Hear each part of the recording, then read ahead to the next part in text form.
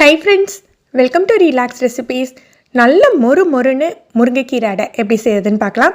இதுக்கு சைட் டிஷ்ஷே தேவையில்லைங்க, அப்படியே புட்டு சாப்பிடலாம். அந்த அளவு டேஸ்ட்டாக இருக்கும். ஒரு கப் அளவுக்கு இட்லி அரிசி எடுத்துருக்கேன், நீங்கள் புழுங்கல் அரிசி எடுத்துக்கலாம்.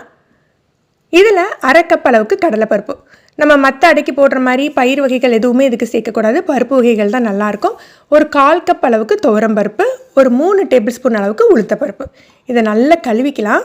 ஒரு 2-3 தடவை கழுவி எடுத்துட்டு நம்ம ஊற வச்சுக்கணும். இதில் காரத்துக்கு தகுந்தாப்பில் காஞ்ச மிளகாய் சேர்த்துக்கோங்க. நான் ஒரு 3 காஞ்ச மிளகாய் சேர்த்துருக்கேன். இதை சேர்த்து ஊற வச்சுட்டு நல்லா மிக்சியில் லேசான கொரகொரப்போடு அரைச்சி எடுத்துக்கணும். ஊறிட்டு ஒரு 3 மணி நேரம் ஊறினா போதும். ரொம்ப நைஸாக அரைக்கக்கூடாது. ஒரு இருப்பு சட்டியில் 3 ஸ்பூன் அளவுக்கு எண்ணெய் விட்டுட்டு ஒரு அரை டீஸ்பூன் கடுகு, ஒரு 2 டீஸ்பூன் அளவுக்கு உடச்ச உளுந்து சேர்த்துக்கோங்க. குத்துப்பருப்பு அப்படின்னு சொல்லுவோம் இல்லையா, இந்த உளுந்த பருப்பு நல்ல ஒரு டேஸ்ட்டு கொடுக்கும். ஒரு துண்டு தேங்காவை சின்னதாக பல்லாக நறுக்கி வச்சுருக்கேன், அதை சேர்த்துக்கணும். கருவேப்பிலையை 1-2 கிள்ளி சேர்த்துக்கலாம்.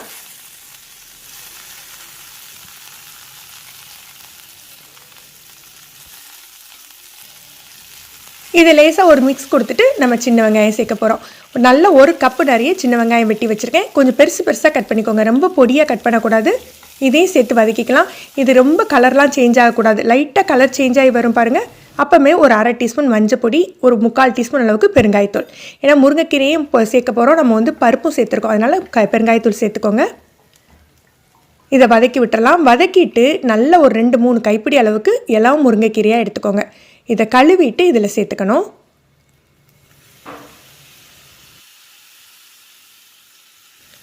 முருங்கைக்கீரையில் பார்த்தீங்கன்னா இரும்பு சத்து நல்லா ஜாஸ்தியாக இருக்குது. அதே மாதிரி ஹீமோகுளோபினுக்கு ரொம்ப நல்லது.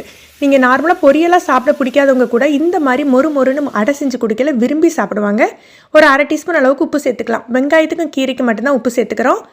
லேசாக வதங்கினா போதும், ஒரு 2 நிமிஷம் வதக்குங்க. ஃபுல்லாக கீரை குக் ஆகக்கூடாது. அடைக்கி கட்டியாக அரைச்சி வச்சுருக்கோம் இல்லையா, இப்போ அடை மாவுக்கு தேவையான அளவு உப்பு சேர்த்துக்கலாம். சேர்த்துட்டு நம்ம வதக்கி வச்சுருக்கோம் இல்லையா, வெங்காயம் முருங்கைக்கீரை ரெண்டையும் சேர்த்து மிக்ஸ் பண்ணிக்கணும். இப்போ இதில் தேவையான அளவுக்கு தண்ணி சேர்த்துக்கலாம். நம்ம மஞ்சள் பொடி, பெருங்காயத்தூள் எல்லாமே வதக்கையிலேயே போட்டுட்டோம். அடை செய்யலை பார்த்தீங்கன்னா ஒரு டிப்ஸு, உங்களுக்கு அடை ரொம்ப மொறுன்னு வேணும் அப்படின்னா கொஞ்சம் தண்ணியாக கரைச்சிக்கோங்க.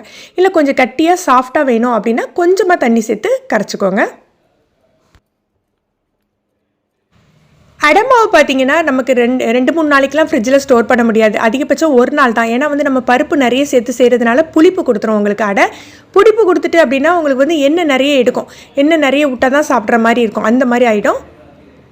இப்போ நல்ல இரும்பு கல்லில் காய போட்டிருக்கேன். நான் தோசைக்கல் இரும்பு கல் தான் யூஸ் பண்ணுறேன்.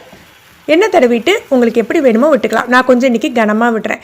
நல்ல மெல்லிசாக வேணும்னா இன்னும் கொஞ்சம் தண்ணி விட்டு கரைச்சிட்டு நல்ல மெல்லிசாக விடலாங்க. மொறுன்னு சூப்பராக வரும். அடைக்கு எப்போதுமே நல்லெண்ணெய் தான் டேஸ்ட்டாக இருக்கும். ஒரு பக்கம் வெந்தாக்கில் திருப்பி போட்டு வேக வச்சுக்கலாம். அடை நிதானமாக தான் வேகும் உங்களுக்கு. இன்றைக்கி இந்த மாவில் நான் பூண்டு எதுவுமே சேர்க்கலை. உங்களுக்கு பூண்டு வாசம்லாம் பிடிக்கும் அப்படின்னா நீங்கள் மாவு அரைக்கையில் ஒரு 4 பல் பூண்டு சேர்த்து அரைச்சிக்கலாம். முருங்கைக்கீரை அடை அப்படிங்கிறதுனால கடலைப்பருப்பு துவரம்பருப்பு போட்டாலே உங்களுக்கு நல்ல மொறுமொறுப்பு இருக்குங்க. நீங்கள் கீரை சேர்க்கலை அப்படின்னா நீங்கள் பச்சை பயிரெலாம் கூட சேர்த்து செய்யலாம், இல்லை சுரைக்காய் அடை கூட செய்யலாம்.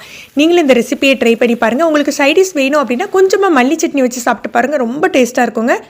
இந்த வீடியோ உங்களுக்கு யூஸ்ஃபுல்லாக தோணுச்சுன்னா மறக்காமல் லைக் பண்ணி ஷேர் பண்ணுங்கள். ஃபஸ்ட் டைம் நம்ம சேனல் பார்க்குறீங்கன்னா ரிலாக்ஸ் ரெசிபி சப்ஸ்கிரைப் பண்ணிக்கோங்க. கீழே இருக்க பெல் பட்டனில் ஆல் ஆப்ஷன் செலக்ட் பண்ணி வச்சுக்கிட்டிங்கன்னா நம்ம சேனலில் வீடியோக்கள் போட்ட உடனே நோட்டிஃபிகேஷன் கிடைக்கும். தேங்க்யூ.